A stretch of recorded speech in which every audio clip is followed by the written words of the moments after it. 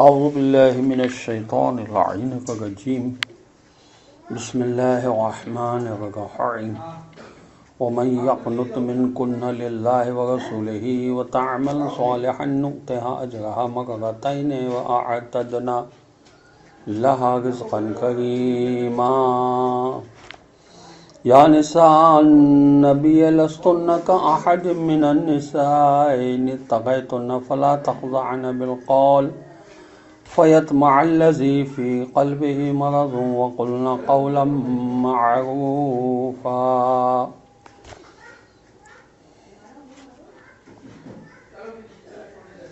وقرن في بيوتكن ولا تبرجن تبرج الجاهلية الأولى وأقمن الصلاة وآتينا الزكاة وأطعنا الله ورسوله إنما يريد الله ليذهب عنكم الرجس أهل البيت ويطهركم تطهيرا واذكرن ما يتلى في بيوتكن من آيات الله والحكمة إن الله كان لطيفا خبيرا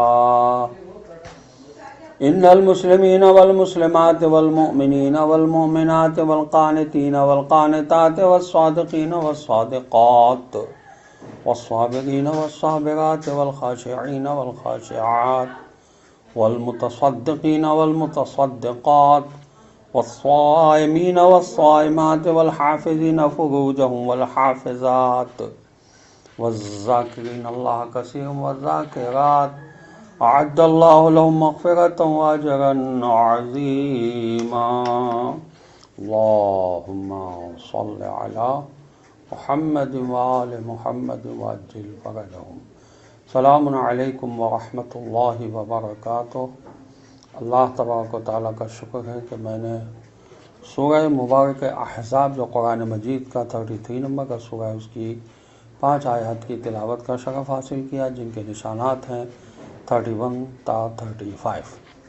آیت نمبر 31 کا ترجمہ یہ ہے، اور تم میں سے جو اللہ اس کے رسول کی اطاعت کرے گی اور نیک عمل انجام دے گی، اسے ہم اس کا دگنا ثواب دیں گے، اور ہم نے اس کے لیے عزت کا رزق مہیا کر رکھا ہے۔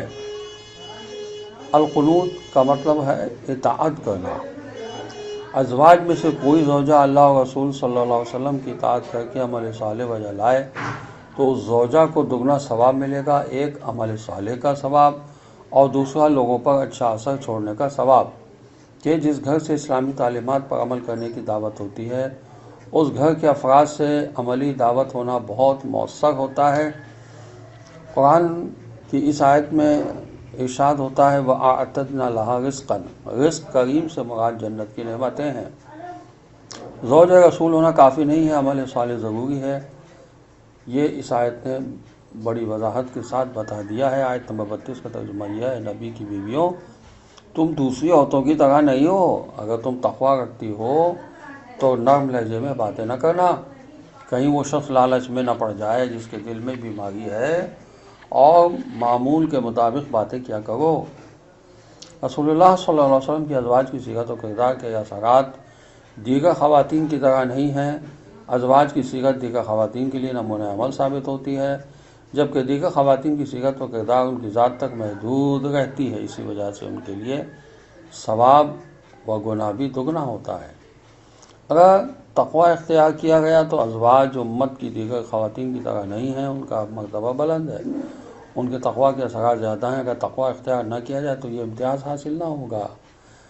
قرآن کہتا ہے کہ فلا تخضعن بالقول، دیگر خواتین کی طرح نہ ہونے کا لازمہ یہ ہے کہ لوگوں کے ساتھ اس طرح نرمی و ناز کے ساتھ باتیں نہ کرو، کمزور ایمان لوگوں کے دلوں میں بری خواہش نہ آئے۔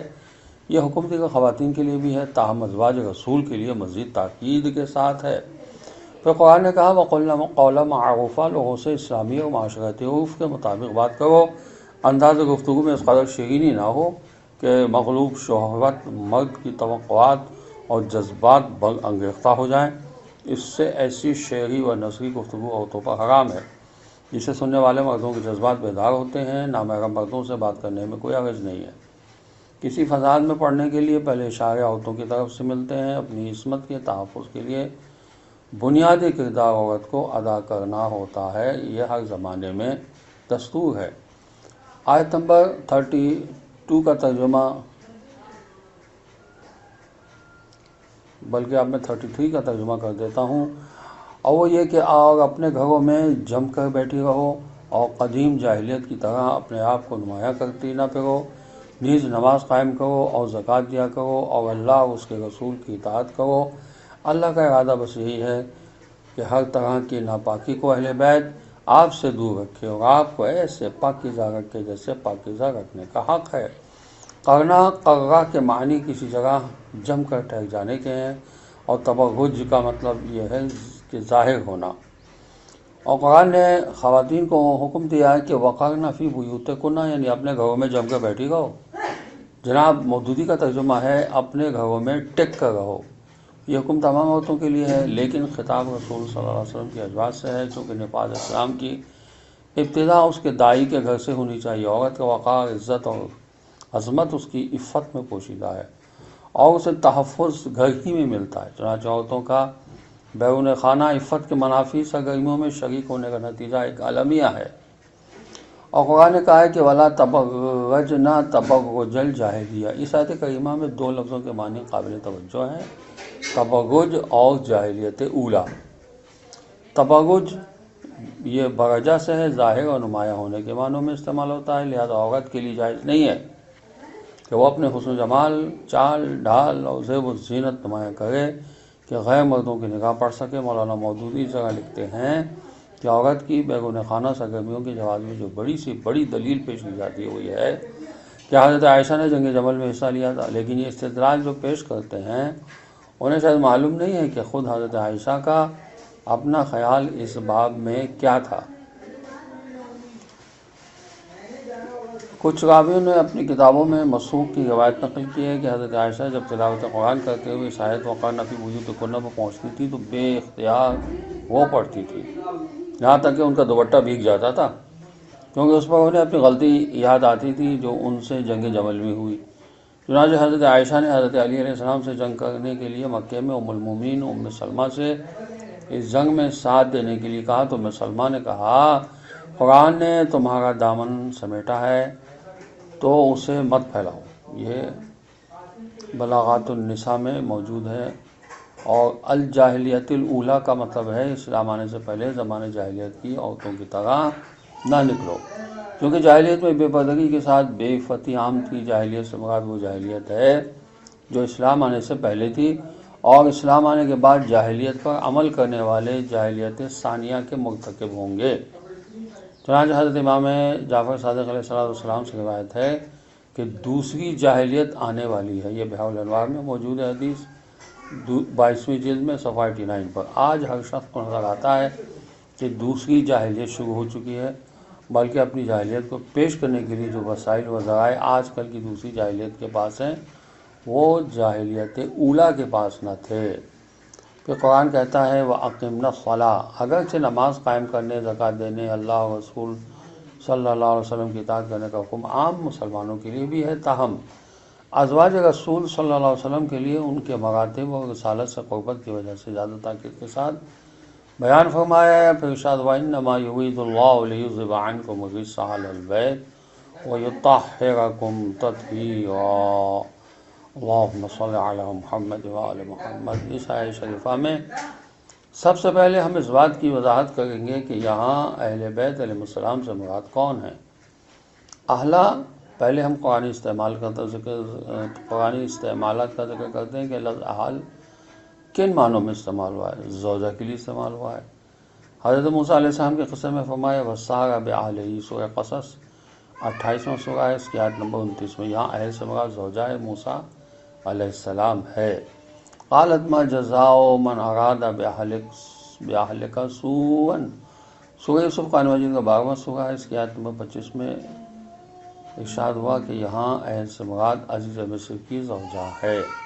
ایزا خاندان یعنی جس میں اولاد و ازواج دونوں شامل ہیں۔ جو فرمایا ان منجوک وأہلک الا امرأتک کانت من الغابرین، سورہ عنکبوت قرآن مجید کا 29 نمبر کا سورہ ہے، اس کی آیت نمبر 33 میں ارشاد ہوا۔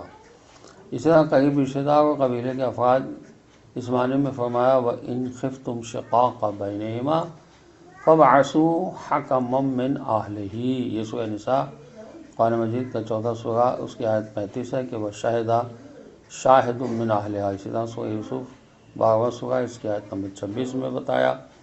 پہلی آیت میں اہل سے مراد زن و شوہر کے رشتہ دار ہیں، دوسری آیت میں عزیز مصر کے رشتہ دار ہیں، کہتے ہیں جس نے یوسف علیہ السلام کے حق میں گواہی دی تھی وہ عزیز مصر کا بھانجا یا چچا زاد بھائی تھا۔ اسی طرح اولاد، جیسا کہ ارشاد ہے فَاسْتَجَبْنَا لَهُ فَكَشَفْنَا مَا بِهِ مِنْ غُرٍّ وَآتَيْنَاهُ أَهْلَهُ وَمِثْلَهُم مَّعَهُمْ، یہ سورہ انبیاء قرآن مجید کا 21 نمبر کا سورہ، اس کی آیت نمبر 84 ہے، جہاں اہل سے مراد اولاد ہے۔ چنانچہ ایوب علیہ السلام کو دگنی اولاد دی گئی۔ صاحب عمل کو بھی اہل کہتے ہیں، یعنی کسی عمل کے انجام دینے والے کو بھی اہل کہتے ہیں، جیسے اہل الکتاب، اہل علم، ولا یحیق المکر السیء الا باہلہ، سورہ فاتر قرآن مجید کا 35 نمبر کا سورہ ہے، یہ اس کی آیت نمبر 43 ہے۔ اس طرح بیت عربی محاورے میں انسان جس چیز کی پناہ میں ہوتا ہے اسے بیت کہتے ہیں۔ اسی وجہ سے حسب و نسب کو بیوت کہتے ہیں، اور بیوتات العرب کے انصاب مراد لیتے ہیں، یہ مجموع البیان میں لکھا ہے اسی آیت کے ذیل میں، اور لسان عرب میں لکھا ہے کہ بیت العرب شرفہا، بیت العرب سے شرف العرب مراد لیتے ہیں۔ آگے لکھتے ہیں عرب بیوتات کا محاورہ قبائلی شرافت کے لیے بیان ہوتا ہے، اور ان استعمالات سے یہ بات تو سامنے آ گئی کہ لفظ اہلہ کے مطلق استعمال سے معنی و مطلب کا تعین نہیں ہوتا۔ جب یہ لفظ بیت کی طرف اضافہ ہوگا تو اہل البیت تو گھر کے اندر رہنے والے سب افراد شامل ہوں گے، خواہ وہ اس گھر کے نوکر ہی کیوں نہ ہوں۔ لہٰذا لفظ اہل کے دائرہ استعمال کی وسعت کے پیش نظر ہر استعمال کے ساتھ ایک قرینہ ہوتا ہے جس سے اس کے اطلاق کی تقیید ہو جاتی ہے۔ یہ طریقہ درست نہیں ہے کہ معنی کی تعین کے لیے ان استعمالات میں سے ایک استعمال کو پیش کیا جائے۔ مثلا یہ کہا جائے کہ قرآن میں ایک دو جگہ اہل سے مراد زوجہ لی گئی ہے، لہذا یہاں بھی زوجات ہی مراد ہیں، جیسے کہ بعض اہل قلم ایسا کرتے ہیں۔ اس طرز استدلال کا لازمہ یہ ہوگا کہ اگر ایک دو جگہ اہل کا لفظ زوجہ کے لیے استعمال ہوا ہے، ہر جگہ اس لفظ سے زوجہ ہی مراد ہو، اس کا کوئی قائل نہیں ہے۔ اہل البیت کون ہیں؟ قرآن میں ایک تعبیر مختلف معنی میں استعمال ہوتی ہے، تو ان معنی میں سے ایک معنی کے تعین کے لیے ہم رسول اللہ صلی اللہ علیہ وسلم کی طرف رجوع کریں گے، جن کے قلب پر قرآن نازل ہوا ہے۔ اگر رسول اللہ صلی اللہ علیہ وسلم کی طرف سے کسی آیت کی کوئی تشریح نہ آئی ہو تو ہم سیاق و سباق و دیگر علامات کی طرف رجوع کریں گے۔ واضح ہے قرآن کی تفسیر و تشریح کے لیے سیاق و سباق پر سنت رسول صلی اللہ علیہ وسلم مقدم ہے، چونکہ سیاق و سباق سے مطلب ظاہراً و سنت رسول صلی اللہ علیہ وسلم سے صراحتاً سمجھا جاتا ہے۔ نیز اگر قرآن سنت نبوی کے بغیر سمجھنے کی کوشش کی جائے تو بقول بعض قرآن اس کشتی کی مانند ہو کر رہ جائے گا جس کا نہ خدا نہ ہو۔ ہم نے بہت سے مقتدر مفسرین کو دیکھا ہے کہ وہ ایک ضعیف ترین روایت کی وجہ سے قرآن کی صحیح نص کے خلاف جاتے ہیں۔ ایک مثال پیش کرنے پر اکتفا کرتے ہیں، سورہ انعام کی ان آیات کو پڑھیے۔ وَإِن يَرَوْا كُلَّ آيَةٍ لَا يُؤْمِنُوا بِهَا حَتَّى إِذَا جَاءُوكَ يُجَادِلُونَكَ يَقُولُ الَّذِينَ كَفَرُوا إِنْ هَذَا إِلَّا أَسَاطِيرُ الْأَوَّلِينَ وَهُمْ يَنْهَوْنَ عَنْهُ وَيَنْأَوْنَ عَنْهُ وَإِن يُهْلِكُونَ إِلَّا أَنفُسَهُمْ وَمَا يَشْعُرُونَ۔ یہ سورہ انعام جو قرآن مجید کا 6 نمبر کا سورہ ہے، اس کی آیت نمبر 25 اور 26 ہے۔ اب اس کا ترجمہ یہ ہے کہ اور اگر وہ تمام نشانیاں دیکھ لیں پھر بھی ان پر ایمان نہیں لائیں گے، یہاں تک کہ یہ کافر آپ کے پاس آتے ہیں تو آپ سے جھگڑتے ہیں۔ کفار کہتے ہیں یہ تو بس قصہ ہے پارینہ ہیں، اور یہ لوگوں کو اس سے روکتے ہیں اور خود بھی ان سے دور رہتے ہیں، اور وہ صرف اپنے آپ کو ہلاکت میں ڈال رہے ہیں مگر اس کا شعور نہیں رکھتے۔ ان آیت میں وَهُمْ يَنْهَوْنَ عَنْهُ میں وَهُمْ کی ضمیر صریحاً ان مشرکین کی طرف ہے جو رسول اللہ صلی اللہ علیہ وسلم سے جھگڑتے ہیں، لیکن بعض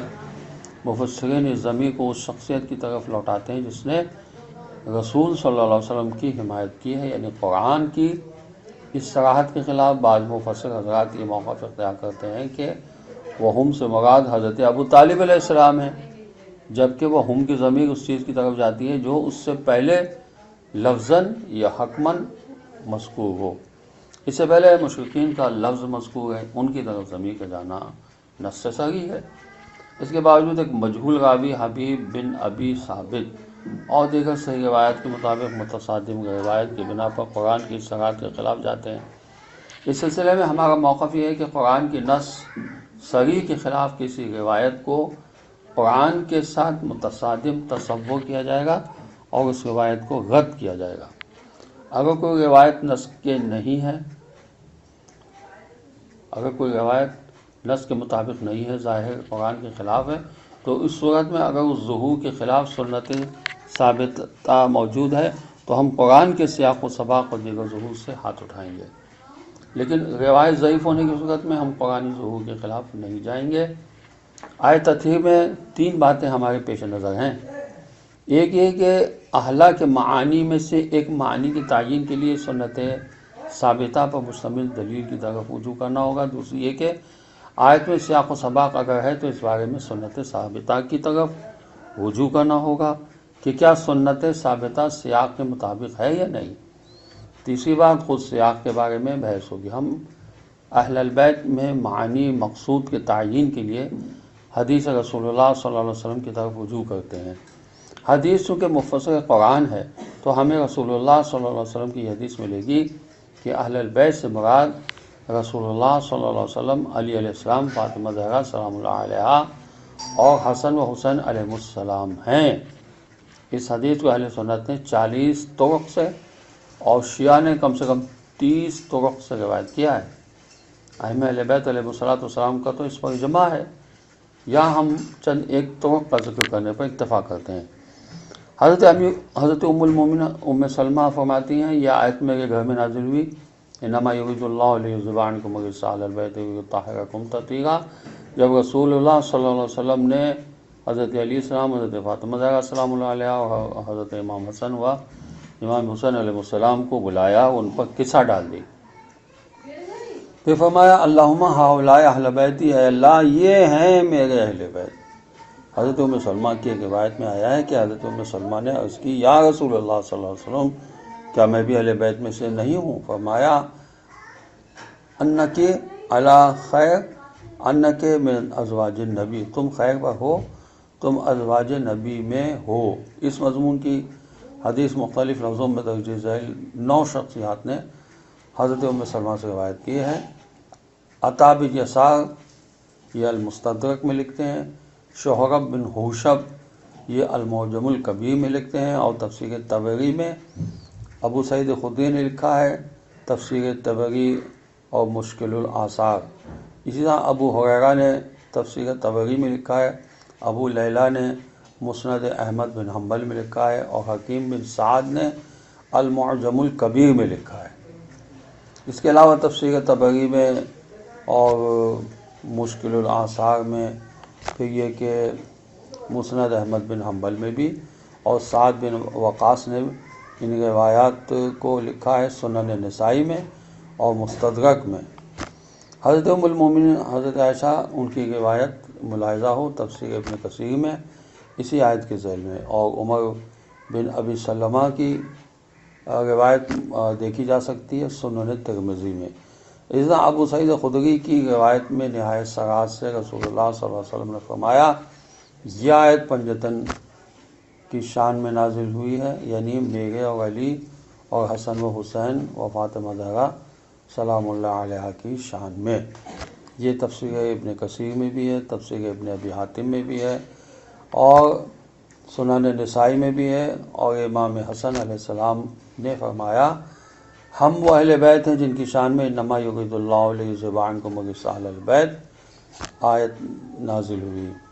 تفسیر ابن کثیر میں المعجم الکبیر میں بھی حوالہ موجود ہے۔ امام حسین علیہ السلام نے ایک شامی سے فرمایا، کیا تو نے سورہ احزاب میں انما یرید اللہ لیذھب عنکم الرجس اہل البیت ویطہرکم تطہیرا پڑھی ہے؟ اس نے کہا ہاں، کیا وہ آپ لوگ ہیں؟ فرمایا ہاں۔ یہ مسند احمد حنبل میں بھی لکھا ہے، اور المستدرک میں بھی ہے، اور المعجم الکبیر میں بھی ہے، اور ابو الحمرا بلال بن حارث یہ بھی روایت کرتے ہیں، اور اس کو مسند ابی شیبہ نے بھی روایت کیا ہے، انس بن مالک نے بھی روایت کیا ہے، اور مسند احمد بن حنبل نے بھی، اور المعجم الکبیر طبرانی نے بھی اس کو روایت کیا ہے۔ اس طرح سے مختلف روایتیں صحیح و سند متعدد طور سے ثابت ہیں کہ آیت اطہیر پنجتن علیہ السلام کی شان میں نازل ہوئے۔ چند ایک متروک السند روایات کا بھی ذکر آتا ہے جو ان صحیح السند روایتوں کے خلاف ہے، ان کا بھی ذکر کر دیتے ہیں۔ جیسے اکرمہ کہتے ہیں، حضرت ابن عباس کا غلام ہے یہ، کہ وہ اس بات کا قائل تھا کہ یہ آیت صرف ازواج کی شان میں ہے، یہاں تک کہ وہ بازاروں میں اعلان کرتا تھا کہ تمہارا نظریہ درست نہیں ہے، بلکہ یہ نبی کے ازواج کی شان میں آیت نازل ہوئی ہے۔ چنانچہ اکرمہ کا اعلان بتاتا ہے کہ اس زمانے میں سب لوگوں کا نظریہ تھا کہ یہ پنجتن علیہ السلام کی شان میں۔ ابھی اکرمہ کون ہے؟ یہ حضرت عبداللہ بن عباس کا غلام اور خارجی تھا، اور مغربی عرب میں خارجیت کو اس نے رواج دیا تھا۔ کتاب تہذیب التہذیب میں یہ لکھا ہوا ہے۔ قابل توجہ بات یہ ہے کہ امام احمد بن حنبل اور یحییٰ بن معین، امام مالک اور مصعب الزبیری نے کہا ہے کہ وہ صفریہ خوارج میں سے تھا، اس نے مغربی عرب میں خوارج کے عقائد پھیلائے تھے۔ خوارج کا فرقہ صفریہ تمام غیر خوارج کو کافر سمجھتا ہے۔ اسی طرح عبداللہ بن عباس کا غلام ہونے سے فائدہ اٹھا کر جھوٹی روایات ان کی طرف منسوب کی تھی اس نے، یہاں تک کہ ضرب المثل بن گیا۔ چنانچہ عبداللہ بن عمر اپنے غلام نافع اور سعید المسیب اپنے غلام برد سے کہتے تھے کہ میری طرف سے جھوٹی نسبت نہ دو، جس طرح اکرمہ نے ابن عباس کی طرف نسبت دی ہے۔ حتیٰ کہ حضرت ابن عباس کے صاحبزادے علی بن عبداللہ نے اکرمہ کو استبل کے دروازے پر باندھ کر رکھا تھا۔ عبداللہ بن حارث کہتے ہیں، میں نے کہا کیا تم اپنے غلام کے ساتھ ایسا سلوک کرتے ہو؟ تو جواب میں اس نے کہا کہ میرے والد کی طرف جھوٹی نسبت دیتا ہے یہ، اس لیے اصحاب رجال نے اسے کذاب، خبیث، قلیل العقل کہا ہے۔ جب اکرمہ مر گیا تو اس کے جنازہ اٹھانے والا بھی کوئی نہیں تھا، 4 کرائے کے لوگوں سے اٹھوایا تھا۔ یہ سیر اعلام النبلہ میں لکھا ہوا ہے۔ اسی طرح ایک راوی ہے جس نے مقاتل بن سلیمان میں لکھا ہے، جس کے بارے میں اصحاب رجال کے یہ الفاظ ہیں کہ یہ فاسق ہے، فاجر ہے۔ اس قسم کے لوگوں نے اس آیت تطہیر کو کافی گھمانے کی کوشش کی ہے، اور اس روایت کے راویان میں بعض مجہول ہیں، اور بعض کا کتب رجال و جرح و تعدیل میں کوئی ذکر تک نہیں ہے، اور بعض راوی جھوٹے ہیں۔ جبکہ عبداللہ بن عباس کی صحیح سند روایت میں کہا ہے کہ آیت تطہیر پنجتن پاک علیہ السلام کی شان میں نازل ہوئی ہے، لہذا صحیح سند روایت کے مقابلے میں ان ضعیف و مجہول الحال و کذاب راویوں کی روایت کی کوئی حیثیت نہیں ہے۔ اور یہ جملہ بھی وائلہ نے لکھا ہے کہ رسول اللہ صلی اللہ علیہ وسلم سے عرض کیا کہ کیا میں بھی اہل بیت میں شامل ہوں؟ کسی زوجہ نے تو فرمایا وَأَنْتِ مِنْ أَهْلِي، ہاں تو میرے اہل بیت میں سے ہے۔ یہ تفسیر طبری میں لکھا ہے، یہ واصلہ کی روایت کو، جس میں یہ آخری جملہ نہیں ہے۔ اسی طرح مستدرک میں اور بہت سی کتابوں میں اس کو بہت گھمانے کی کوشش کی گئی ہے۔ ام المومنین ام سلمہ کی ایک روایت کے آخر میں آیا ہے کہ ام سلمہ نے عرض کیا یا رسول اللہ صلی اللہ علیہ وسلم مجھے بھی ان کے ساتھ شامل کر دیجیے، تو رسول اللہ نے فرمایا انک من اہلی، تو بھی میرے اہل بیت میں شامل ہے۔ یہ تفسیر طبری نے اسی آیت کی ذیل میں لکھ دیا۔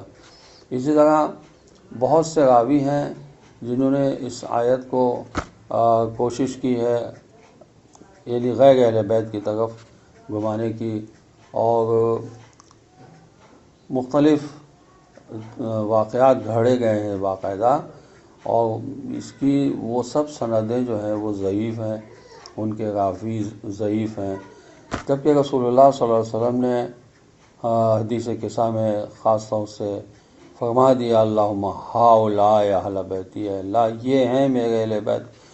تو اب رسول اکرم صلی اللہ علیہ وسلم نے قولاً و فعلاً و عملاً اہل بیت کا تعین فرما دیا ہے کہ چادر کے احاطے میں جن کو لے لیا ہے تو یہ ہیں اہل بیت، اشارہ فرما دیا کہ ہاؤلائے یہ ہیں میرے اہل بیت، تو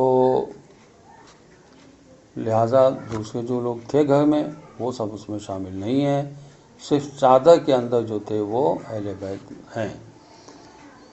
رسول کریم صلی اللہ علیہ وسلم کے جملے سے ہم بھی وہی سمجھیں گے جو ازواج نے سمجھا ہے کہ اگر قصہ چادر کی احاطہ حد بندی نہ ہوتی اور چادر کے باہر موجود افراد بھی اہل بیت میں شامل ہوتے تو یہ افراد چادر کے اندر داخل ہونے کی خواہش نہ کرتے۔ اس خواہش کے جواب میں رسول کریم صلی اللہ علیہ وسلم نے جو ارشاد فرمایا اس سے اہل بیت کا تعین واضح ہو جاتا ہے۔ چنانچہ حضرت ام سلمہ سے فرمایا کہ انکے من ازواج النبی، تمہارا شمار ازواج نبی میں ہوتا ہے، یعنی اہل بیت اور ہیں اور ازواج نبی اور ہیں۔ اسی طرح ام سلمہ سے فرمایا انتی علی یمکان کا انتی علی خیر، تم اپنی جگہ رہو، تم خیر پر ہو۔ حضرت عائشہ سے روایت ہے کہ جب رسول اللہ صلی اللہ علیہ وسلم نے ہؤلاء اہل بیت فرمایا تو میں نزدیک چلی گئی اور عرض کیا کیا میں بھی آپ کے اہل بیت میں شامل ہوں؟ تو حضور صلی اللہ علیہ وسلم نے فرمایا ایک طرف ہو جاؤ، تم خیر پر ہو۔ ازواج کے اہل بیت میں شامل نہ ہونے کے بارے میں جو بات آج کل کے اہل قلم کے لیے مسلم ہے وہ حضرت عائشہ کے لیے مسلم نہیں ہے، اور سوال کرنے پر حضور نے تنہائی ایک طرف ہو جاؤ فرمایا۔ اس سے بات واضح ہو جاتی ہے۔ حضرت زید بن ارقم سے سوال ہوا کہ رسول اللہ صلی اللہ علیہ وسلم کے اہل بیت کون ہیں؟ کیا ان سے مراد ان کی ازواج ہیں؟ تو انہوں نے کہا نہیں، اللہ کی قسم بیوی تو ایک مدت تک مرد کے ساتھ رہتی ہے، پھر اسے طلاق دے دی جاتی ہے تو اپنے باپ اور قوم کی طرف واپس چلی جاتی ہے۔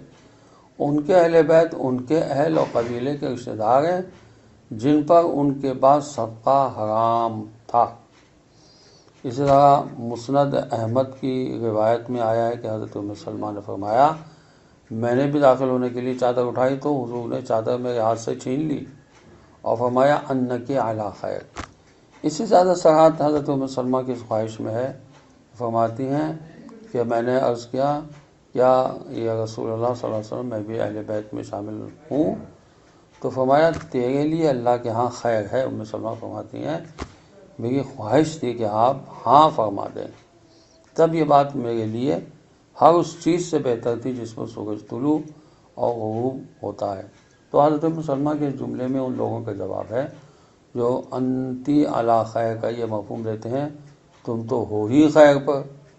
یہ لوگ کہتے ہیں ان میں سے بعض روایات میں جو یہ بات آئی ہے کہ حضرت عائشہ اور حضرت ام سلمہ کو نبی نے اس چادر کے نیچے نہیں لیا جس میں حضور نے ان چاروں اصحاب کو لیا تھا۔ اس کا یہ مطلب نہیں ہے کہ حضور صلی اللہ علیہ وسلم نے ان کو اپنے گھر والوں سے خارج قرار دیا تھا، بلکہ اس کا مطلب یہ ہے کہ بیویاں تو اہل بیت میں شامل تھی ہی، کیونکہ قرآن نے انہی کو مخاطب کیا تھا، لیکن حضور صلی اللہ علیہ وسلم کو اندیشہ ہوا کہ ان دوسرے اصحاب کے متعلق ظاہر قرآن کے لحاظ سے کسی کو یہ غلط فہمی نہ ہو جائے کہ یہ اہل بیت سے خارج ہے، اس لیے آپ صلی اللہ علیہ وسلم نے تصریح کی ضرورت محسوس کرتے ہوئے ان کے ازواج مطہرات کے حق میں یہ بات فرمائی۔ ان سب سے زیادہ صراحت برا بن عازب کی روایت ہے جس میں حضور نے فرمایا یہ ہیں میری عطرت اور اہل بیت، ان سے پلیدی کو دعا فرمائی کہ دور فرما۔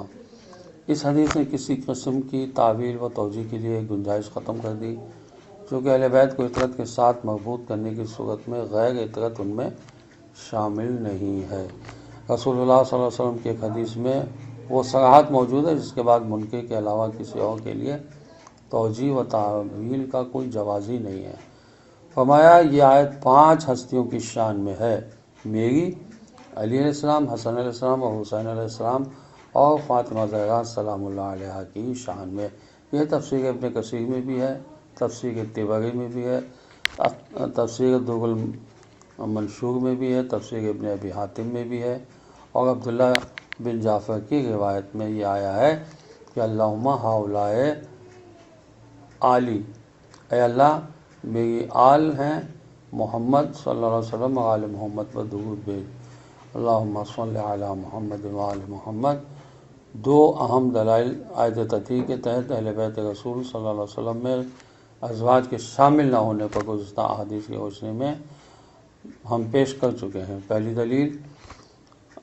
دلیل احادیث میں موجود وہ جملے ہیں جن میں ازواج کو دور اپنی جگہ رہنے کا حکم دیا اور صحیح لفظوں میں اہل بیت علیہ السلام کا تعین فرمایا۔ تنحی یعنی ایک طرف ہو جاؤ۔ جب حضور علی علیہ السلام اور حضرت فاطمہ زہرا سلام اللہ علیہا ام سلمہ کے ہاں گھر میں داخل ہونا چاہتے تھے، اس موقع پر حضور صلی اللہ علیہ وسلم نے حضرت ام سلمہ سے فرمایا کہ اٹھو، میرے اہل بیت سے ایک طرف ہو جاؤ۔ یہ تفسیر ابن کثیر میں لکھا ہوا ہے۔ حضرت عائشہ خود روایت کرتی ہیں کہ میں قریب گئی اور کہا، اے رسول اللہ صلی اللہ علیہ وسلم، کیا میں بھی آپ کے اہل بیت میں شامل ہوں؟ اس پر رسول اللہ نے فرمایا، تم ایک طرف ہو جاؤ، تم خیر پر ہو۔ یہ تفسیر ابن کثیر میں لکھا ہوا ہے اسی آیت کے ذیل میں۔ دوسرا جملہ انتی من ازواج النبی، تیرا شمار ازواج النبی میں ہوتا ہے۔ حضرت ام سلمہ نے حضور سے سوال کیا، کیا میں اہل بیت سے نہیں ہوں؟ تو جواب میں رسول اللہ صلی اللہ علیہ وسلم نے فرمایا، تو ازواج نبی سے ہے، یعنی اہل بیت سے نہیں ہے۔ یہ تفسیر ابن کثیر میں لکھا ہے اور تفسیر طبری میں لکھا ہے۔ اور تیسرا جملہ کہ رسول نے فرمایا، اللہم ہؤلاء اہل بیتی و خاصتی، اے اللہ یہ ہیں میرے اہل بیت اور میرے خاص افراد۔ تو متعدد مصادر میں یہ بھی آیا ہے کہ رسول اللہ صلی اللہ علیہ وسلم نے حضرت علی علیہ السلام، فاطمہ زہرا سلام اللہ علیہ اور حسین علیہ السلام کو کسا کے نیچے بٹھا کر فرمایا، اے اللہ یہ ہیں میرے اہل بیت اور میرے خاص افراد۔ اس کو تفسیر طبری نے اسی آیت کے ذیل میں لکھا ہے، تفسیر ابن ابی حاتم نے بھی لکھا ہے۔ چوتھا جملہ مکانک، جہاں ہو وہیں رہو۔ حضرت ام سلمہ کی چند ایک روایت میں یہ جملہ آیا ہے کہ جب ام سلمہ نے کہا جا کہ میں کسا میں داخل ہو جاؤں تو رسول اللہ صلی اللہ علیہ وسلم نے فرمایا، مکانک، جہاں ہو وہیں رہو، یعنی اہل بیت میں شامل ہونے کی توقع نہ کرو۔ یہ تفسیر طبری اور تفسیر قرطبی نے لکھا ہے۔ اس کے بعد حضرت ام سلمہ کی روایت میں آیا ہے کہ میں نے عرض کیا، یا رسول اللہ صلی اللہ علیہ وسلم، کیا میں بھی اہل بیت سے ہوں؟ تو رسول اللہ صلی اللہ علیہ وسلم نے فرمایا، انا لک عند اللہ خیرن، تیرے لیے اللہ کے ہاں خیر ہے۔ یہ جواب سن کر حضرت ام سلمہ فرماتی ہیں کہ میری خواہش تھی کہ آپ ہاں فرمائیں، تب یہ بات میرے لیے ہر اس چیز سے بہتر تھی جس پر سورج طلوع و غروب ہوتا ہے۔ چھٹا جملہ ہؤلاء اطرتی و اہلی، حضرت برا بن عازب کی روایت میں ہے کہ اصحاب کسا کو کسا میں جمع کرنے کے بعد فرمایا، اللہم ہؤلاء اطرتی و اہلی، پروردگار یہ میری اطرت اور میرے اہل ہیں۔ ظاہر ہے اطرت کی تعبیر کے بعد ازواج کے اہل بیت میں شمولیت کا تصور ہی نہیں ہو سکتا۔ اور ساتواں جملہ اللہم ہؤلاء آلی، اے اللہ یہ میری آل ہیں۔ یہ روایت حضرت عبداللہ بن جعفر کی ہے اور انہوں نے المستدرک میں اس کو لکھا ہے۔ تو یہ حدیث صحیح الاسناد ہے۔ آل محمد کون ہے، اسے سمجھنے کے لیے آل ابراہیم کی طرف رجوع کرنا ہوگا۔ چنانچہ درود میں آل محمد کو آل ابراہیم کے ساتھ مقرون کیا گیا ہے۔ اللہم صلی علی محمد و آل محمد کما صلیت علی ابراہیم و علی آل ابراہیم۔ آٹھواں جملہ فجز بہی من یدی، رسول نے صلی اللہ علیہ وسلم نے چادر میرے ہاتھ سے کھینچ لی۔ حضرت ام سلمہ کی ایک روایت میں یہ جملہ مذکور ہے، چنانچہ آپ فرماتی ہیں، میں نے چادر اٹھائی تاکہ میں بھی ان میں داخل ہو جاؤں، لیکن حضرت صلی اللہ علیہ وسلم نے چادر میرے ہاتھ سے کھینچ لی اور فرمایا، تم خیر پر ہو۔ دوسری دلیل انتہائی قابل توجہ ہے کہ اپنے اہل بیت کے تعین کے لیے ممکنہ تمام اہتمامات کے ساتھ نص سے صحیح قائم فرمانے کے بعد مستقبل بعید پر نگاہ رکھنے والے رسول برحق صلی اللہ علیہ وسلم نے اس بات کو مزید راسخ کرنے کے لیے ایک حکمت عملی اختیار فرمائی جو رسول کریم صلی اللہ علیہ وسلم کی رسالت پر ایمان رکھنے والے ہر مسلمان کے لیے لمحہ فکریہ ہے۔ اور وہ لمحہ فکریہ یہ ہے کہ رسول کریم صلی اللہ علیہ وسلم ایک مدت تک روزانہ ہر نماز کے وقت حضرت فاطمہ زہرا سلام اللہ علیہا کے دروازے پر تشریف لے جاتے تھے اور فرماتے تھے السلام علیکم ورحمۃ اللہ وبرکاتہ اہل البیت انما یرید اللہ لیذہب عنکم الرجس اہل البیت ویطہرکم تطہیرا اللہم صلی علی محمد وآل محمد۔ حضرت ابن عباس کہتے ہیں کہ میں 9 ماہ تک رسول اللہ صلی اللہ علیہ وسلم کے ساتھ یہ دیکھتا رہا کہ آپ صلی اللہ علیہ وسلم ہر نماز کے وقت دروازہ فاطمہ زہرا سلام اللہ علیہا پر جا کر اسی آیت کی تلاوت کرتے گئے۔ یہ تفسیر در المنشور میں لکھا ہے۔ ابو ہریرہ بھی راوی ہیں اور وہ کہتے ہیں کہ میں نے رسول اللہ صلی اللہ علیہ وسلم کے ساتھ 17 ماہ تک نماز پڑھی ہے۔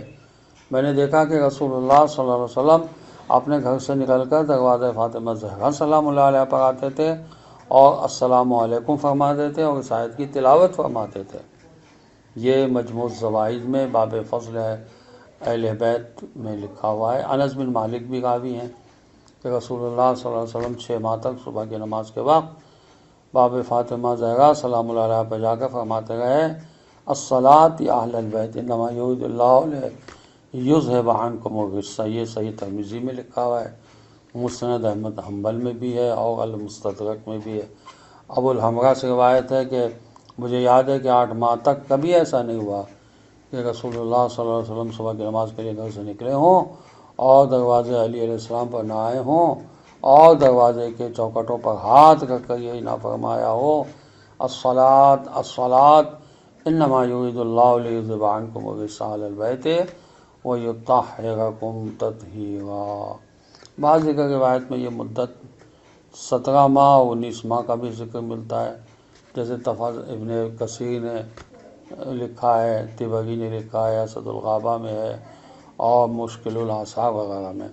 تو رسول کریم صلی اللہ علیہ وسلم کی طرف سے قائم نصوص اور صراحتوں کے بعد اہل بیت علیہ السلام کے تعیین میں کوئی شبہ باقی نہیں رہ جاتا۔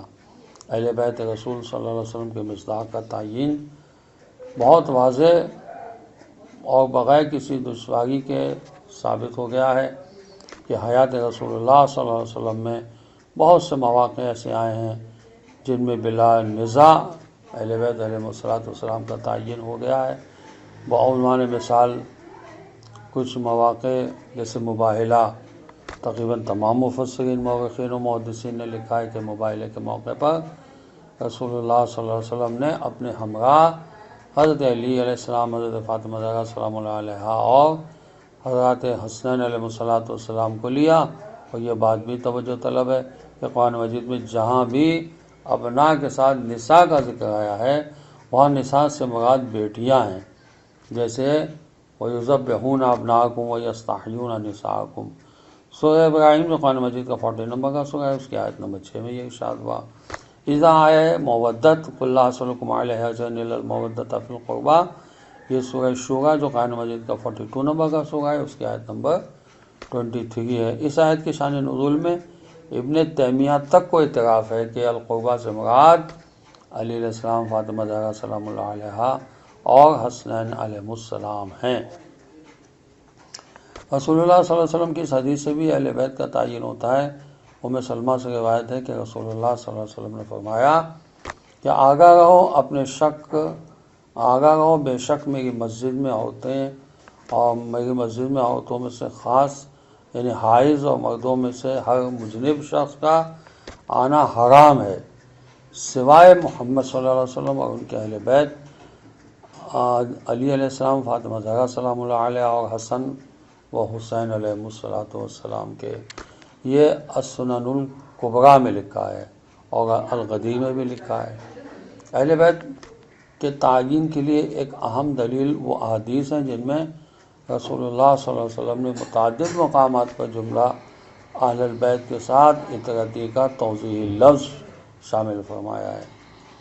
یہ بات واضح ہو گئی کہ یہ آیت صرف اہل بیت علیہ السلام یعنی رسول کریم صلی اللہ علیہ وسلم، حضرت علی علیہ السلام، حضرت فاطمہ زہرا سلام اللہ علیہ، حضرت امام حسن و حسین علیہ السلام کی شان میں نازل ہوئی ہے۔ اس سے یہ بات از خود واضح ہو جاتی ہے کہ یہ آیت دوسری آیات سے جدا نازل ہوئی ہے اور سیاق آیات لفظاً و معناً ایک نہیں ہے۔ چنانچہ ازواج کے لیے جمع مؤنث کا صیغہ استعمال ہوا ہے اور آیت 33 میں جمع مذکر کا صیغہ استعمال ہوا ہے۔ معنی میں ایک جیسا لہجہ کلام نہیں ہے، بلکہ آیت میں ازواج کے لیے تنبیہ کا لہجہ ہے، اور ازواج سے فرمائے وقرن فی بیوتکن ولا تبرجن تبرج الجاہلیت الاولی، اپنے گھروں میں ٹک کر بیٹھی رہو اور جاہلیت اولیٰ کی طرح اپنے آپ کو نمایاں نہ کرو۔ اہل بیت اطہار علیہ السلام کے لیے تطہیر کا مژدہ، انداز تخاطب میں واضح فرق، اہل خرد کے لیے دعوت فکر ہے۔ نیز سیاق سے استدلال کرنے کے لیے ضروری ہے کہ یہ بات ثابت ہو کہ یہ آیات ایک ساتھ اور ایک مناسبت سے نازل ہوئی ہیں، جبکہ گزشتہ صحیح الاسناد روایات سے تو یہ ثابت ہے کہ یہ آیت تطہیر جدا نازل ہوئی ہے۔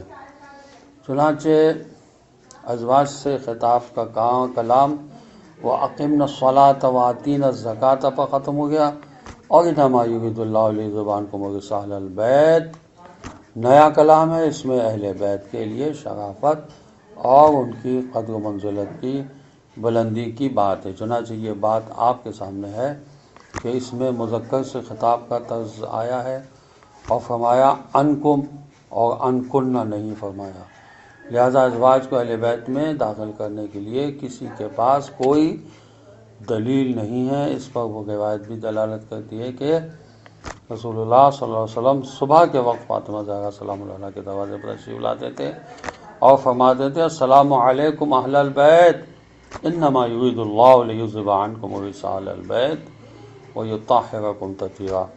سوال یہ ہے کہ پھر یہ آیت ازواج کے ذکر کے درمیان کیوں ہے؟ تو علامہ محسن نجفی نے لکھا ہے کہ ہم نے مقدمے میں ترتیب آیات اور ترتیب نزول کے بارے میں لکھا ہے، اس کا یہاں دوبارہ ذکر تھوڑا سا کر دیتے ہیں۔ یہ بات ایک واضح حقیقت ہے کہ موجودہ قرآن میں آیات جس ترتیب سے درج ہیں وہ ترتیب نزولی کے مطابق نہیں ہے، کیونکہ ترتیب نزولی وقت نزول کے تقاضوں کے مطابق ہے اور ترتیب قرآن نظام قرآن کے تقاضوں کے مطابق ہے۔ اس کی وضاحت کے سلسلے میں چند مثالیں پیش کی جاتی ہیں۔ شروع میں شوہر کی وفات کی صورت میں عورت کے لیے 1 سال کی عدت واجب تھی، اور پھر پورا سال شوہر کے گھر سے نکلنا جائز نہ تھا۔ نیز عورت کو شوہر سے میراث میں صرف 1 سال کا خرچہ ہی ملتا تھا۔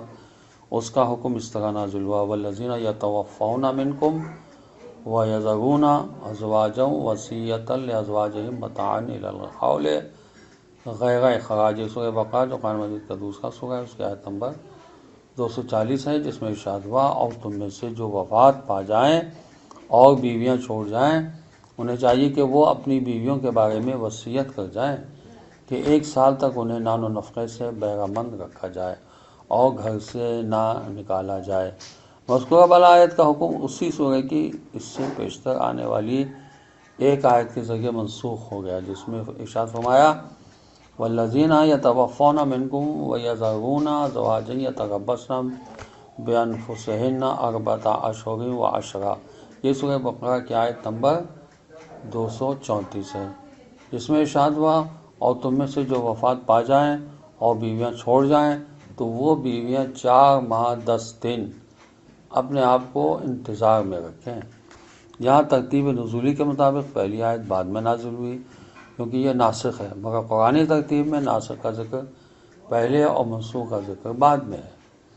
اس طرح آیا الیوم اکملت لکم دینکم واتممت علیکم نعمتی ورضیت لکم الاسلام دینا۔ سورہ مائدہ کی آیت نمبر 3 کے بعد کوئی فرض حکم نازل نہیں ہوا، اور حضرت امام محمد باقر علیہ السلام اور حضرت امام جعفر صادق علیہ السلام سے بھی یہی منقول ہے۔ اس آیت کے بعد حلال و حرام کا کوئی حکم نازل نہیں ہوا، حالانکہ اب یہ آیت سورہ مائدہ میں درج ہے اور اس کے بعد بے شمار آیات احکام موجود ہیں۔ ان الصفا والمروۃ من شعائر اللہ، سورہ بقرہ کی آیت نمبر 158 ہے۔ ایسا صلح حدیبیہ کے بعد اس وقت نازل ہوئی جب مسلمانوں کے لیے حج کرنا ممکن ہوا، جبکہ یہ آیت سورہ بقرہ میں درج ہے جو کہ مدینہ میں نازل ہونے والا سب سے پہلا سورہ ہے۔ اذا واتقوا یوما ترجعون فیہ الی اللہ، بقول سب سے آخر میں اتری ہے، اور اگر سب سے آخر میں نہیں تو اواخر میں یقیناً ہے۔ جبکہ اب یہ آیت سورہ بقرہ کی آیت نمبر 281 ہے۔ لہذا موجودہ نظام قرآن کے بارے میں سنت ثابتہ کی طرف سے آنے والی وضاحت ہی حجت ہے۔ اس کی موجودگی میں سیاق کا انعقاد نہیں ہوتا۔ سیاق و سنت ثابتہ اگر یہ فرض بھی کر لیں کہ یہ آیات ایک ساتھ ایک ہی مناسبت میں اور ایک ہی جگہ نازل ہوئی ہیں، تو اگر سنت ثابتہ قرآن کے سیاق کے مطابق نہ ہو تو اس صورت میں سنت ثابتہ سیاق پر مقدم ہے۔ چنانچہ سیاق سے تو بظاہر معنی سمجھا جاتا ہے، جبکہ سنت ثابتہ سے صراحت کے ساتھ سمجھا جاتا ہے، اور ظاہر پر صراحت مقدم ہے، چنانچہ اس کا ذکر پہلے بھی ہوا ہے۔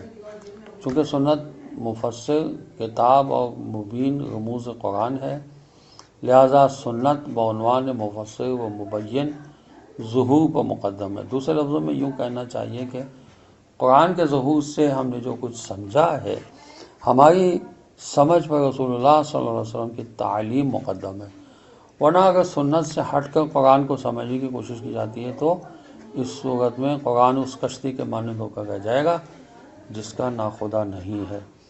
دوسرے لفظوں میں اگر قرآن کو سنت ثابتہ کی روشنی میں سمجھنے کو گوارا نہ کیا تو اس کا مطلب یہ ہوگا کہ اس نے اپنی سمجھ کو رسول اللہ صلی اللہ علیہ وسلم کی سمجھ پر مقدم کیا ہے۔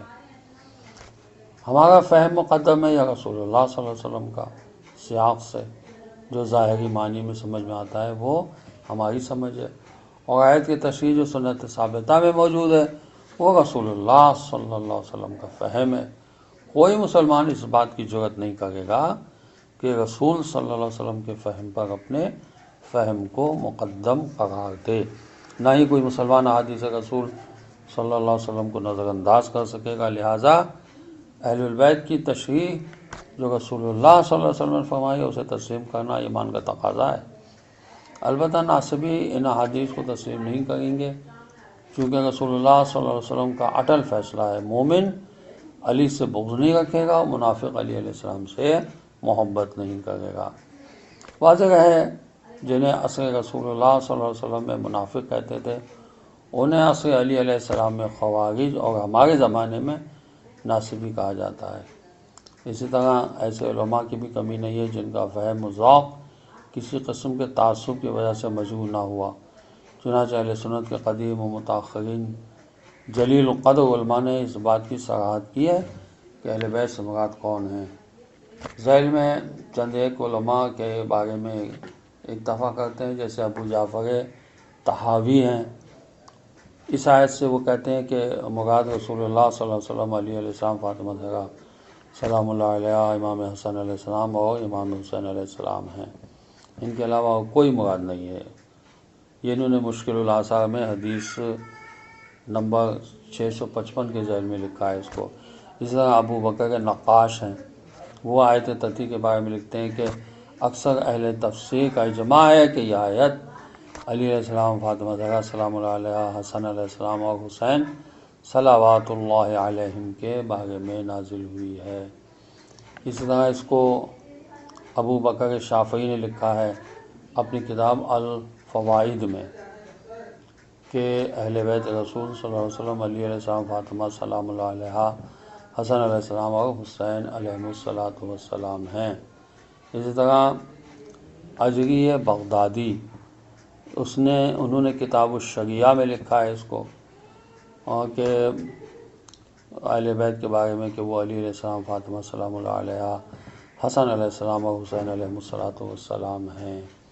حاکم نیشاپوری نے بھی آیت تحقیق کے شان نزول کے بارے میں بعض احادیث جو مسلم اور بخاری کی شرط کے مطابق صحیح ہیں نقل کرنے کے بعد لکھتے ہیں کہ میں نے ان احادیث کو اس لیے بیان کیا تاکہ ان سے استفادہ کرنے والا یہ جان لے کہ اہل بیت اور آل صرف یہی لوگ ہیں۔ ابن عساکر دمشقی شافعی نے اپنی کتاب میں اس کو لکھا ہے کہ یہ اہل بیت علیہ السلام پنجتن علیہ السلام ہیں، اور وہ اس کے بعد لکھتا ہے کہ یہ آیت صرف مذکورہ ہستیوں کی شان میں نازل ہوئی ہے، واللہ عالم۔ شمس الدین ذہبی نے بھی یہی لکھا ہے، نظام الدین نیشاپوری نے بھی یہ لکھا ہے، اور آیت مباہلہ و آیت تطہیر میں صاف لکھا ہے کہ اس سے مراد علی علیہ السلام، فاطمہ سلام اللہ علیہ اور حسین علیہ السلام کی شان میں یہ آیات نازل ہوئی ہیں۔ اب اس کی جب اتنی تشریح ہو چکی ہے تو البانی اسی طرح موجم میں جو لکھا ہے اور کچھ اور روایات بھی ہمارے سامنے موجود ہیں، علامہ ابو بکر حضرمی کی ہے، اسی طرح یہ روح البیان نے بھی لکھا ہے اس کو کہ اہل بیت سے مراد صرف بندگان پاک۔ وہ کہتے ہیں کہ یہ مراد لینا شیعہ نظریہ ہے، صرف زورگوئی ہے، چونکہ کتب احادیث و کتب اہل سنت میں جو کچھ ہے وہ چشم بینا رکھنے والوں کے لیے کافی ہے۔ علامہ شوکانی ان لوگوں کی رد میں لکھتے ہیں جو کہتے ہیں کہ یہ آیت ازواج کے بارے میں ہے، کہ اس کا یہ جواب دیا جاتا ہے کہ صحیح دلیل وارد ہے کہ یہ آیت علی علیہ السلام، فاطمہ سلام اللہ علیہا اور حسنین علیہ السلام کی شان میں نازل ہوئی ہے۔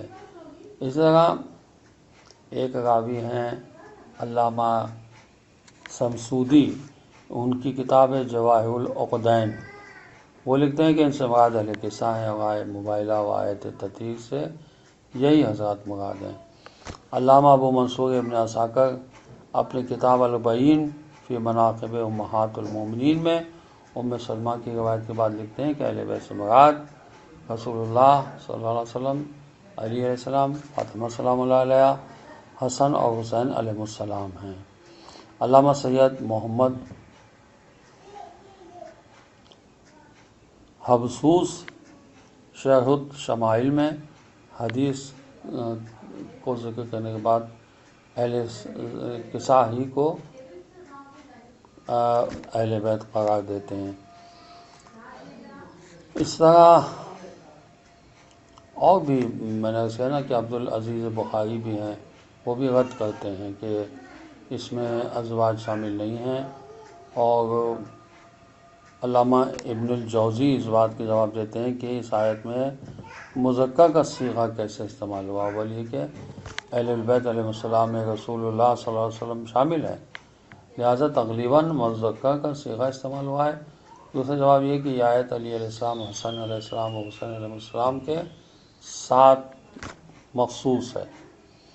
طحاوی حضرت ام سلمہ سے حدیث قصہ کی متعدد روایت کو ذکر کرنے کے بعد کہتے ہیں کہ ان روایت میں جو کچھ ہم نے ذکر کیا ہے اور رسول اللہ صلی اللہ علیہ وسلم نے جو کچھ حضرت ام سلمہ سے فرمایا ہے، اس سے معلوم ہوتا ہے کہ ام سلمہ اس آیت میں شامل نہیں ہیں، اور اس سے مراد رسول اللہ صلی اللہ علیہ وسلم، علی علیہ السلام، فاطمہ سلام اللہ علیہ، حسن و حسین علیہ السلام ہیں، نہ کہ دوسرے لوگ۔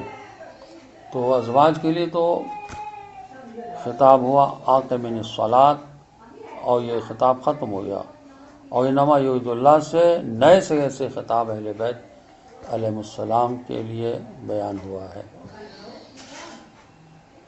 اور جیسا کہ میں نے بتایا کہ رسول اللہ صلی اللہ علیہ وسلم صبح کے وقت حضرت فاطمہ زہرا سلام اللہ علیہ کے دروازے پر جا کر السلام علیکم اہل البیت فرمایا کرتے تھے۔ جناب مولانا ڈاکٹر سید رضوان علی ندوی صاحب یہ مفتی رشید احمد کی رد میں لکھتے ہیں کہ اصل موضوع سے متعلق عرض ہے کہ حضرت مولانا مفتی رشید احمد نے علی علیہ السلام، حسن علیہ السلام، حسین علیہ السلام اور فاطمہ سلام اللہ علیہ کو اہل بیت میں شامل کرنے والوں کو ملحد قرار دیا ہے، اور یہ جو انہوں نے فرمایا کہ شیعہ خانوادہ نبوی صلی اللہ علیہ وسلم کے ان اولین افراد کو اہل بیت کہتے ہیں، یہ بڑی افسوسناک غلط بیانی ہے۔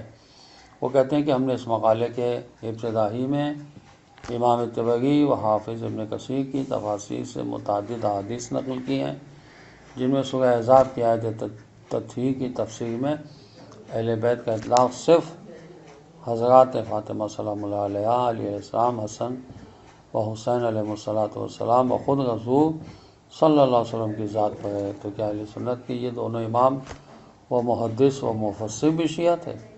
حیف صد حیف کہ سنت کا دعویٰ کرنے والے احادیث نبوی کو اس طرح جھٹلا رہے ہیں۔ تو مولانا ڈاکٹر سید رضوان ندوی اسی رسالے کے صفحہ 27 پر لکھتے ہیں، اور پھر جہاں تک احادیث کا تعلق ہے اور جن سے ہم ناصبی فکر کے خلاف کافی ثبوت پیش کر چکے ہیں، ان میں ایک بدیہی ثبوت یہ ہے کہ حدیث کے انتہائی مشہور، متداول اور مستند مجموعہ مشکات میں کتاب المناقب کا ایک باب ہے، باب مناقب اہل بیت النبی صلی اللہ علیہ وسلم، اور اس کے فوراً بعد ایک دوسرا باب مناقب ازواج النبی صلی اللہ علیہ وسلم۔ اگر ازواج النبی ہی اہل بیت النبی صلی اللہ علیہ وسلم ہوتی تو ازواج النبی علیہ السلام کے نام سے ایک علیحدہ باب کی کیا ضرورت تھی؟ ذرا غور کریں۔ مزید یہ کہ مناقب اہل النبی علیہ السلام کے تحت جتنی احادیث مشکات میں درج ہیں، خواہ راوی سے متفق ہوں یا نہ ہوں، ان سب میں حضرت فاطمہ سلام اللہ علیہا، حضرت علی علیہ السلام، حضرت حسن علیہ السلام کے مناقب مذکور ہیں، ازواج مطہرات کے نہیں ہیں، جن سے یہ ثابت ہوتا ہے، جیسا کہ صحیح مسلم میں حضرت زید بن ارقم کی حدیث میں ہے کہ حقیقی اہل بیت خاندان نبوی کے افراد ہیں، جیسے ان فی ذالک لذکر لمن کان لہ قلب او القی السمع وہو شہید۔ اس طرح آیت نمبر 34 میں ارشاد ہوتا ہے، اور اللہ کی عنایات اور حکمت کو یاد رکھو جن کی تمہارے گھروں میں تلاوت ہوتی ہے، اللہ یقیناً بڑا باریک بین، خوب باخبر ہے۔ تو وَاذْكُرْنَ مَا يُتْلَىٰ فِي بُيُوتِكُنَّ، اس طرح وَاذْكُرْنَ تذکر سے ہے، یعنی ان آیات کو یاد رکھو اور غفلت اور عدم توجہ کی شکار نہ ہو۔ چنانچہ ان آیات کی خود تمہارے گھروں میں تلاوت کی جاتی ہے تو مقام وحی کے قریب دوسرے لوگوں تک یہ آیات بعد میں پہنچتی ہیں، اسی لیے ان کی ذمہ داری سنگین اور ان کے لیے گناہ و ثواب بھی دوسروں سے مختلف ہے۔ یہاں من آیات اللہ والحکمہ، یہاں آیات اور حکمت میں کیا فرق ہے؟ اس میں اختلاف ہے۔ علامہ محسن نجفی فرماتے ہیں کہ میرے نزدیک قرآن آیات ہیں اور سنت نبی حکمت ہے۔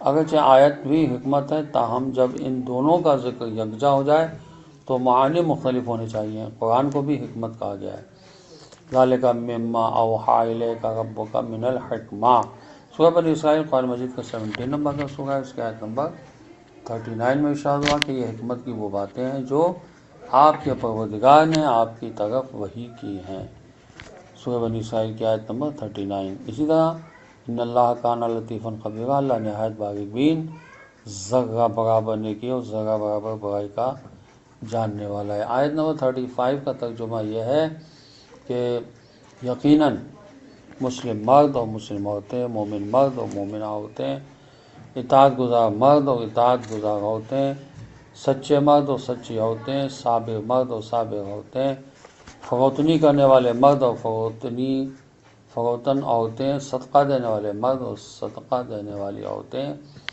روزہ دار مرد اور روزہ دار عورتیں، اپنی عفت کے محافظ مرد اور عظمت کی محافظ عورتیں، نیز اللہ کا بکثرت ذکر کرنے والے مرد اور اللہ کا ذکر کرنے والی عورتیں وہ ہیں جن کے لیے اللہ نے مغفرت اور اجر عظیم مہیا کر رکھا ہے۔ اس طرح مجموع البیان میں شان نزول آیا ہے، اسماء بنت امیس جب اپنے شوہر جعفر بن ابی طالب کے ساتھ حبشہ سے واپس آئیں تو ازواج رسول سے پوچھا کیا ہمارے بارے میں کوئی قرآنی آیت نازل ہوئی ہے؟ تو انہوں نے کہا نہیں، یہ رسول اللہ صلی اللہ علیہ وسلم کی خدمت میں حاضر ہوئیں اور اس کے یا رسول اللہ صلی اللہ علیہ وسلم عورتیں نامراد کھانے میں ہیں، گھاٹے میں ہیں۔ فرمایا کس چیز میں؟ عرض کیا چونکہ عورتوں کا کوئی ذکر خیر نہیں ہوتا جیسا کہ مردوں کا ہوتا ہے۔ اس پر یہ آیت نازل ہوئی، ان المسلمین والمسلمات والمؤمنین والمؤمنات، ایمان اور عمل صالح پر جو ثواب ملنے میں مرد و زن میں کوئی امتیاز نہیں ہے۔ انی لا اضیع عمل عامل منکم من ذکر او انثی، سورہ آل عمران کی آیت نمبر 195 میں ارشاد ہوا کہ میں تم میں سے کسی عمل کرنے والے کا عمل ضائع نہیں کروں گا، خواہ وہ مرد ہو یا عورت۔ مسلم و مومن میں کیا فرق ہے؟ جواب یہ ہے کہ جب ایمان و اسلام ایک دوسرے کے مقابلے میں استعمال ہوں تو اس صورت میں اسلام ظاہراً تسلیم ہونے کا نام ہے اور ایمان قلبی اعتبار سے یقین حاصل ہونے کا نام ہے، لیکن جب یہ دونوں جدا استعمال ہوں گے تو اس صورت میں بھی اسلام سے مراد وہ تسلیم و رضا ہوگا جس میں ایمان ہو، یعنی قلبی یقین ہو۔ اس آیت کے آخر میں چونکہ فرمایا اعد اللہ لہم مغفرۃ و اجرا عظیما، ان سب کے لیے اللہ نے مغفرت اور اجر عظیم مہیا کر رکھا ہے، لہٰذا مسلمان کے لیے بھی مغفرت اور اجر عظیم ہوگا۔ اس سے ہم یہ سمجھنے میں حق و جانب ہوں گے کہ یہاں قرآن کے دیگر متعدد مقامات کی طرح اس اسلام کا ذکر ہے جس میں ایمان بھی موجود ہے۔ بعض مفسرین کے مطابق یہاں اسلام اور ایمان کے درمیان مفہوماً فرق ہے۔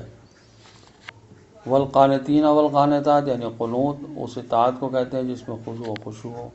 والصادقین والصادقات، حقیقت میں صادق وہ ہے جس کا عمل اس کے ایمان کے منافی نہ ہو، وہ اپنے عمل سے دعوی ایمان سچ ثابت کرتے ہیں۔ والصابرین والصابرات، دین پر عمل کرنے میں جو دشواریاں پیش آتی ہیں ان میں صبر کا مظاہرہ کرتے ہیں۔